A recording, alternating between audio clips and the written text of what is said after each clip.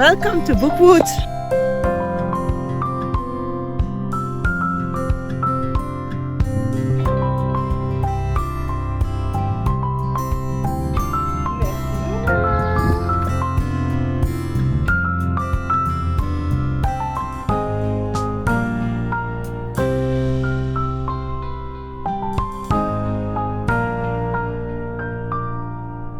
I'm glad you chose to spend some time with me.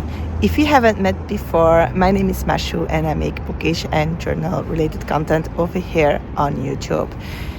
In this carousel vlog, I'm going to share the reads I had this week and the activities that we are going to do. I am starting this vlog off in Antenne, where I'm for a little shopping moment. I don't like stores, but sometimes you just have to. And I am going on the hunt for some nostalgic candy. I am participating in Old School April. And also, we are only celebrating Easter the upcoming weekend. I know it was last weekend, but two of my kids were at their dads, and I didn't want to celebrate with only the three youngest, so we opted to celebrate later but enjoy it as a family. And one of the activities we do at Easter is some kind of egg game when you roll a dice and then the egg moves. It's a little bit like Coco Crazy. I don't know if you remember that game. We'll be playing that later on in this video, so stick around if you want to know more about that. And in these eggs there is a surprise, and this year we decided it would be candy. And since it's Old School April also, I decided to go on the hunt from some candy that makes me think about my childhood. I have picked out for that a store that has quite a large selection of candy in the hopes that I'll find what I'm looking for. And I hope that there will be not too many people so that I can film a little bit of that for you. If that's not the case, then we will jump straight into a little haul after this clip. We're back home. I'm about to show you the candy that I got for my kids. Since we had no images of the store, this means that there were too many people to film, like I said, and that's really surprised me because I thought being there at opening time would give me the chance to film a little bit, but alas, wasn't possible. So what candy did I got? I got these ones, and I have 5 of them, 5 different ones. Well, I have 2 cats, and then a Sonic. The cats are for the girls, because I know they will love them. The boys will have the turtles, and there were only 2 different ones, so I took a third different one, because otherwise they would be very fighty about it. This is a kind of candy that I loved. It's very nostalgic to me, and all of them, I loved to watch the cartoon of the Ninja Turtles. I was less Sonic. My sister was quite Sonic, so but my kids know these characters, so I hope they will enjoy them. This will be too big for the eggs I'm going to put them in, but we'll find a solution for that. I also got them these, like, let me get one, like mini hamburgers and mini pizza candy. I remember seeing that around. I wasn't a candy person, so I didn't like them, but my kids will most definitely will. Always been popular,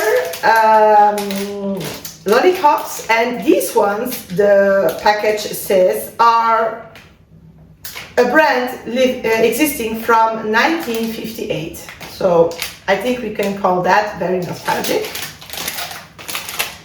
I took them some of these UFOs, we call them, or flying saucers. I remember it existed when I was a kid, but I think they never went out of popular, these ones. And then another nostalgic item or candy I took, well, it's biscuits. For them is these, no, it's pandas. When I was a child were koalas, and I really loved those. I also took these, and I I really don't know what it is. It said P-label gummies. And if I understood it well, it is like squares, and in there is something. Dog, cat, Eiji! And so I thought this would be fun as well. So what am I going to do with those? Last year I saw on Instagram a game that featured like big eggs that you could fill up. And I happen to have 4 like these and 1 big prize egg like this one. And then you need a D6. And so this is called the egg dance. And each number has an instruction about how the egg is going to move, exchange with the person to your right, to your left. Everybody passes an egg along. And we play this for a set amount of time, and then we have a winner at some point. It's a bit like the musical gift. So I'm going to fill up each of these eggs with the different candies we have.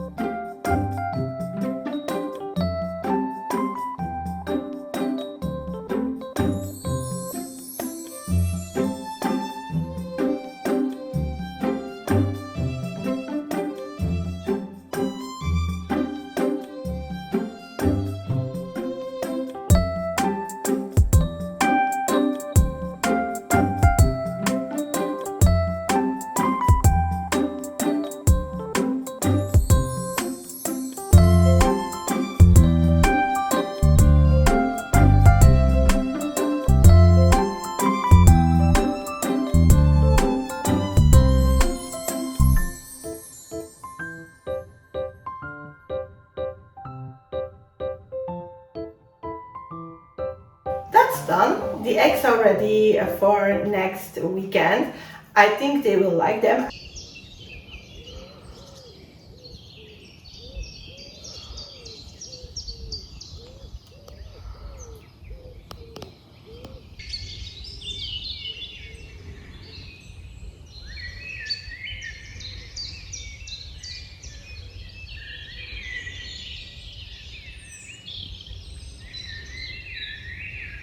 Today I am off of work and I decided to go take a look in the forest. Going on daily walks have become very difficult for me, and so this is a very privileged moment for me, especially because we have a lot of birdsong even if the sun is not out. I have also seen some mice running around. I tried to catch them on camera, but they are way too quick for me to film. But let's take the time to talk about books with this nice bird concert. I didn't take my tripod, so now I regret that, but it will work anyways. I have finished Dragon Day by Bob Proehl.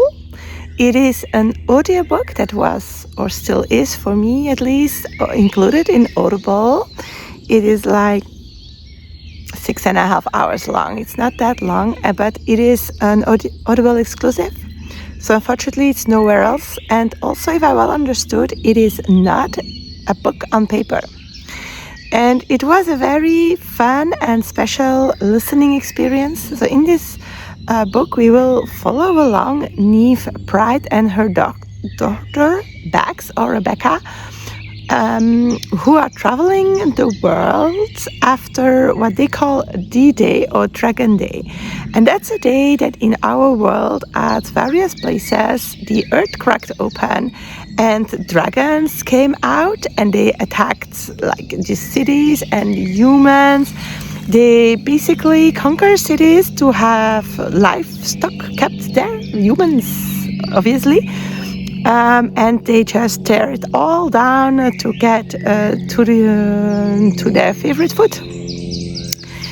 This is not told in a traditional story. We are listening to recordings of interviews that Neve has because she's a journalist, and we are also not having them in a chronological order. So sometimes we hop a little bit back into the past, for example, and we will meet several characters. At first, they describe what happened, how they felt, what they observed, and then slowly also we get to understand that there is a group of people, ornithologists to be exact, that have some theories.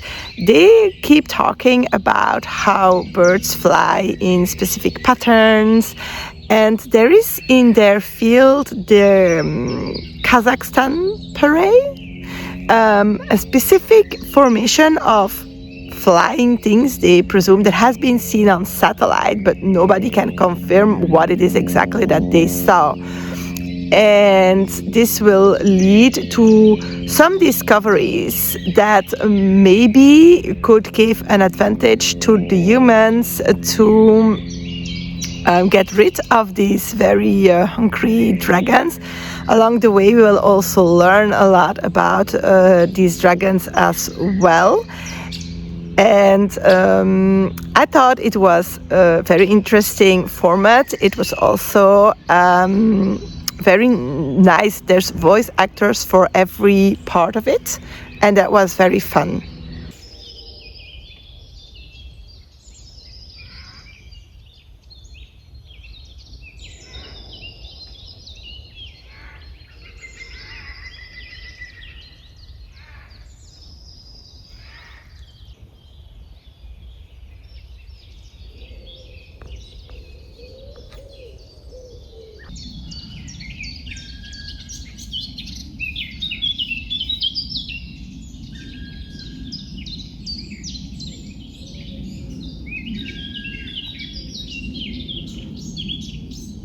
This week for Old School April, we are going to do 2 games or even more.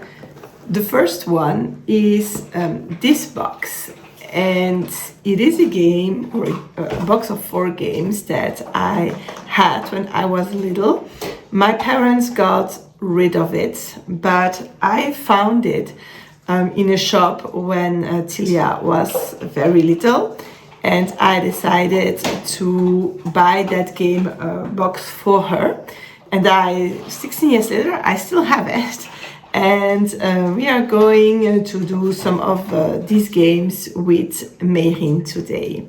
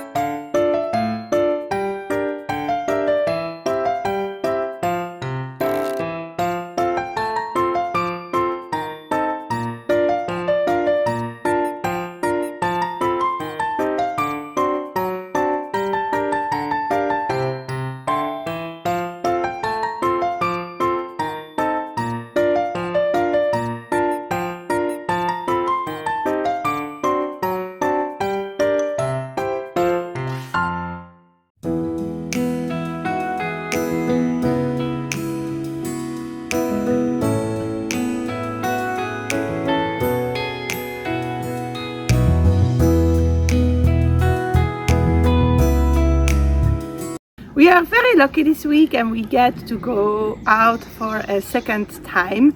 I picked another forest to have some other views. I hope you will enjoy these as much as the previous ones.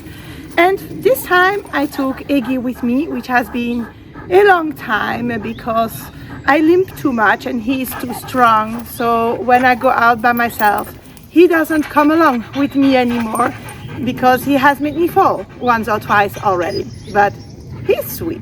So today I have Tilia and Jorim who can help with Eiji, so we are outside together. And I especially wanted to bring him along because I've read a book about wolves. I read The Wisdom of Wolves by Elle H Radinger, I think it is pronounced.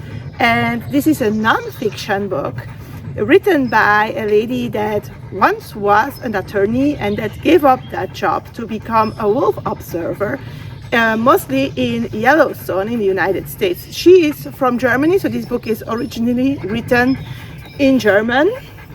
And in this book, she tells us about wolves, about their habitat, about their family life, how they hunt. Oh. Meirin, s'il te plaît. Il était sage. Elle est partie par là. C'est problématique. Oui. And yeah, he saw Meirin pass by, so now he wants to go that way, but he will have to wait for a second. Assis. And I thought this book was extremely interesting. It was very fluid to read. It's built in chapters that all have a subject very specified of their own, and it is told through examples of the things that Ellie could observe with the wolves. And it is, I think, the first book that I will give 5 stars to this year. It was so gripping, so touching, and in the same time so real. She doesn't hide that wolves kill each other, kill other animals, sometimes just to kill them, and that those kills are not like very sweet put to sleep situations. And that made a big contrast with all the scenes she describes of wolves taking care of each other, for example. It is a fantastic read. It made me also want to go watch some of the National Geographic episodes on these wolves. And I could see in these videos the wolves that... Oh, doucement! Meirin, tu crées des problèmes. Tu reviens ici. That Ellie describes in her book, like the male druid 21 or she-wolves, and it made it very special to see them running around in these videos.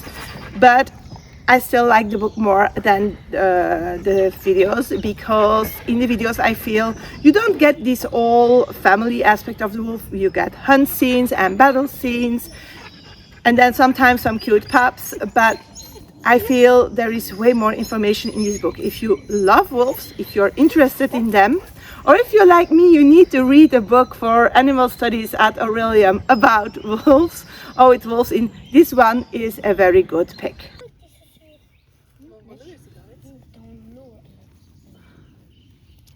So all the black are frog spawn?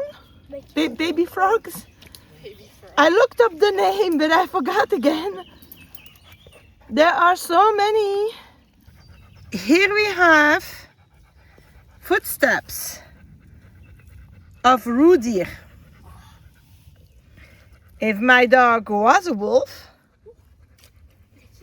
that would be something he would hunt. One of the things I've learned by reading this book is that when a wolf pack or family is on the move, it is most of the time not the alpha couple that is leading the whole pack. They leave this job to their offspring that's 1 or 2 years old, so that they learn a lot of things, but also because the younger wolves are the most energetic and have also the most stamina. So in the snow, for example, they have the energy to break open the snow so that the older wolves can follow and also the very young one. And that helps the alpha couple to not lose their energy and to be ready to defend their family if needed. I think this explains why when we go on walks, Eiji always insists on being in the lead. He is the most You're serious right now? Yeah, he's the most energetic of us all and the strongest. So I think he does that to make sure our way is safe and easy.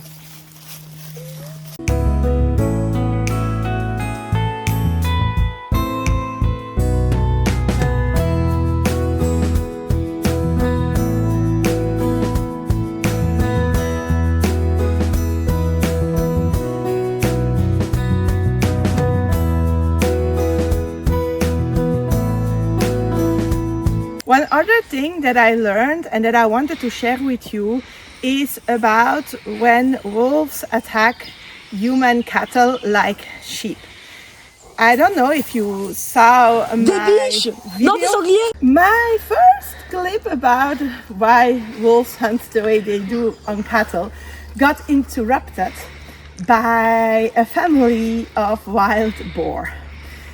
I heard them a little while before in the forest, and I told my kids to be careful because these animals can be dangerous if they feel threatened. And they just crossed the road behind us, and unfortunately Tilda didn't have the reflex to film them. Mama was scared. She was scared. She never saw them before. For me, it's not the first time. I did see them in the forest where I grew up, which is Zoniumwoud, which is around Brussels. But I had to calm down the dog because for him this is a threat to us. And so he must certainly not give in to his nature to go chase them because that would mean danger to us. And so we just walked away from where we were and in the opposite direction of this nice family. And so we are going to refilm the little clip. So I wanted to talk to you about the wolf that came into our village last February. And in one of my videos, I will try to find it for you, I explained that he killed the whole flock of sheep from the vineyard. And I always wondered, why did he kill all of them instead of just the one that he ate? And well, I learned in this book why that is. Normally, wolves do not hunt human cattle. They hunt human cattle when they learned that they can eat that.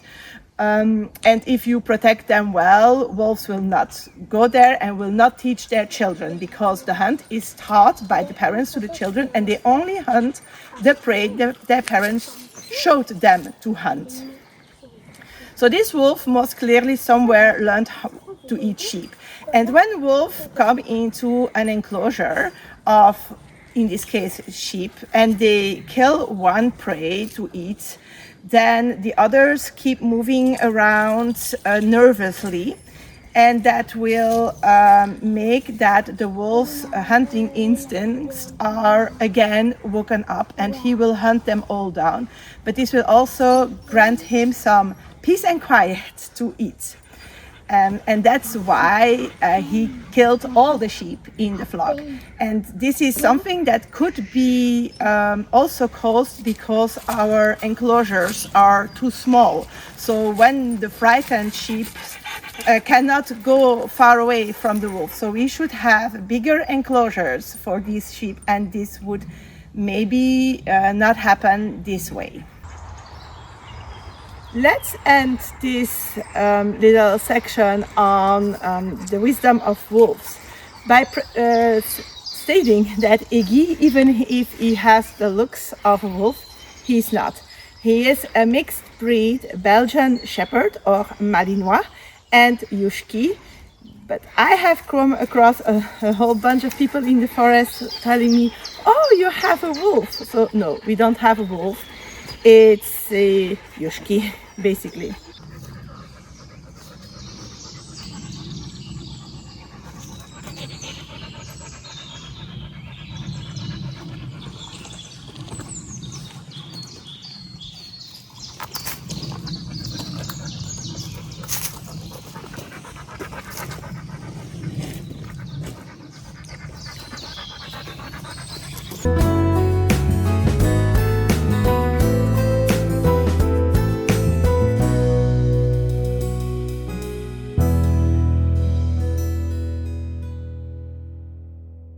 leaving, I would like to talk to you about one last book that I managed to finish this week, and that is Frankenstein, L'Alchimie de la Chair by Simon Rousseau. This is a book that is part of the Forbidden Classics series, which is a series that takes the classic stories and turn them into horrific new versions. It is the same series that I listened 20,000 Miles Under the Sea in Tenebris Mundi from not so long ago. And so again, this is a book with a lot of trigger warnings that you need to be aware of before going in. This is also a book that has not yet been translated to English. Some of the forbidden tales are, so there is hope. This one was a very good one. I loved it a lot. In this book, we are going to have a fantastic mix between the characters and the story of the original work and the adaptation to a new story. We will follow into different time periods the same people, and we will start with a prologue that is a little piece of somewhere in the middle, but a good start. And since then we will follow mainly Victor Frankenstein, who is now released after, I think it's a decade, in a mental institution where he has been forced to reside due to a conviction for, well, not really murder, but strange things. And through the time jumps, we will learn what happened, what brought us to this moment, but we will also go onwards, of course. And Victor is now out and he has something to take care of. And we will follow him around, and also the police officer who is trying to solve a very strange case, a case that leads her all the way to Victor. And once they have encountered and had some chats together, they set off to find a solution to Victor's problem, which will also give answers and a solution to the police officer's problem. And of course, I forgot her name. I always forget protagonist names. In this story, I found that the horror was more in the same style as in the original work, into the alchemic and monster creating area, and not so much as in the previous one, body horror. But also it brought a fine set of reflection. I found there was less trigger warnings. There is, of course, a lot of that. There is children's death. None of it is really graphic, but what happens to them, well, you can imagine what happens to them with Frankenstein as a basis, is not that nice. But what I thought was that it brought, maybe more than in other books of this series, an element of thought about moral values, and I appreciated that a lot. This is where I will say goodbye to you, but after this little clip there will be one more, and that is me updating my reading journal for Orilium and also April. I preferred not to do it all at once in the wrap-up because I think it will be long, but unfortunately I can already tell that this vlog will be a bit longer than I would like.